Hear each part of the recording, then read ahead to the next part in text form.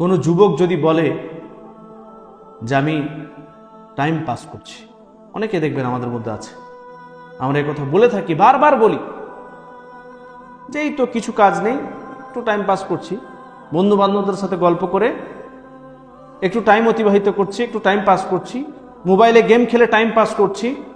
যেই বান্দা, যেই ব্যক্তি, যেই যুবক এরকম ধরনের কথা বলে, জেনে রাখতে হবে যে সেই ব্যক্তি থেকে আল্লাহ সুবহানাহু ওয়া তাআলা বিমুখ হয়ে গেছেন। ইমাম হাসান বাসরি রাহমাতুল্লাহ আলাইহি তিনি বলেন, আল্লাহ সুবহানাহু ওয়া তাআলার এই ব্যক্তি, যেই ব্যক্তি অনর্থক কাজের সাথে যুক্ত, মানে যে কাজের কোনো ফায়দা নেই, ভাবছেন আপনি শরীয়তে তো হারাম নেই, বন্ধু বান্ধবদের সাথে এভাবেই গল্প করা, এটা তো শরীয়তে হারাম না, কিছু এমন গেম আছে যেগুলোতে কোনো অশ্লীলতা নেই, কোনো হারাম হওয়ার কারণ নেই, সেগুলো খেললে ক্ষতি কি? ক্ষতি কি? ইমাম হাসান বাসরি রাহমাতুল্লাহ আলাইহি তিনি বলছেন, বান্দা থেকে আল্লাহ সুবহানাহু ওয়া তাআলা বিমুখ হয়ে যাওয়ার সবথেকে বড় আলামত হচ্ছে আল্লাহ সুবহানাহু ওয়া তাআলা তাকে অনর্থক কাজে ব্যস্ত রাখেন। আপনার 24 ঘন্টার সময়টা যদি অনর্থক কাজে ব্যয় হচ্ছে, ভালো কাজে ব্যয় যদি না হয়, এমন কাজে ব্যয় করছেন যে কাজের কোনো ফায়দা নেই, না দুনিয়াবী ফায়দা আছে আর না আখিরাতের কোনো ফায়দা আছে, এরকম কাজের সাথে আপনি যুক্ত হয়ে যদি আপনার সময়কে অতিবাহিত করছেন, তাহলে আল্লাহ সুবহানাহু ওয়া তাআলা আপনার থেকে মুখ ফিরিয়ে নিয়েছেন। আব্দুল্লাহ ইবনে আব্বাস রাদিয়াল্লাহু তাআলা আনহু তিনি বলেন, কাল কঠিন কিয়ামতের দিনে প্রত্যেক ব্যক্তি, প্রত্যেকটি মানুষ নিজের ওপর অভিযোগ করবে, আফসোস করবে। যারা ভালো ব্যক্তি তারাও আফসোস করবে যে আমরা দুনিয়াতে সময় পেয়েছিলাম, তাও আমরা বেশি বেশি করে নেক ইবাদত, নেক আমল কেন করিনি? সুন্নত নামাজ পড়ার সুযোগ ছিল, সময় ছিল, সুন্নত নামাজ পড়িনি, ফরজ নামাজ পড়ে বেরিয়ে গেছি। নফল সিয়াম রাখার, নফল রোজা রাখার সুযোগ ছিল, রাখেনি।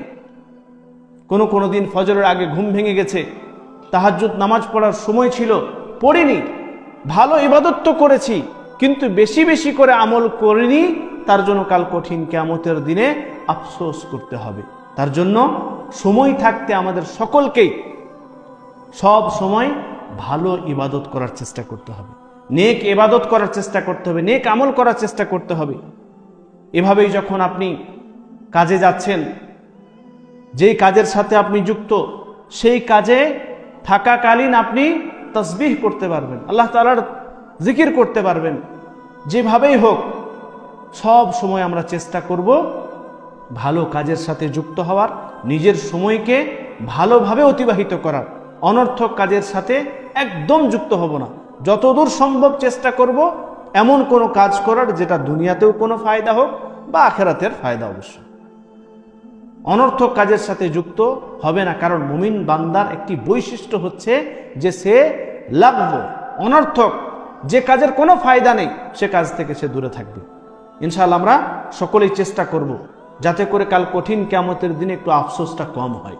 আর যারা খারাপ আমল নিয়ে কাল কঠিন কিয়ামতের দিনে উঠবে, তারা তো আফসোস করবে, তারা তো বেশি আফসোস করবে।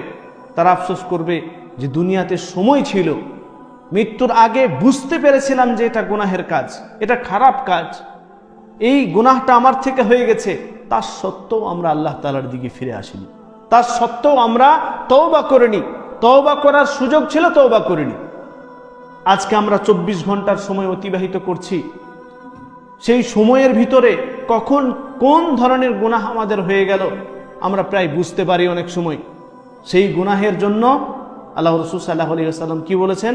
কুল্লু বানি আদম খাত্তা, প্রত্যেকটি আদম সন্তান তারা গুনাহ করবে, ভুল করবে, কিন্তু ওয়া খায়রুল খাত্তাইনা তাওয়াবুন, তাদের মধ্যে সবথেকে উত্তম ব্যক্তি হচ্ছে ওই ব্যক্তি যে ভুল করার পরে সঙ্গে সঙ্গে তওবা করে, সঙ্গে সঙ্গে ফিরে আসে। তাহলে কাল কঠিন কিয়ামতের দিনে যারা ভালো ব্যক্তি, নেক ব্যক্তি, যারা ভালো ইবাদত নিয়ে গেছে, তারাও আফসোস করবে যে কেন আমরা কম ইবাদত করে এসেছি, বেশি ইবাদত কেন করতে পারিনি, নেক আমল বেশি বেশি করে কেন করিনি। আর যারা গুনাহগার বান্দা, যারা খারাপ, তারা তো আফসোস করবেই যে সময় থাকতে আমরা তওবা করিনি কেন।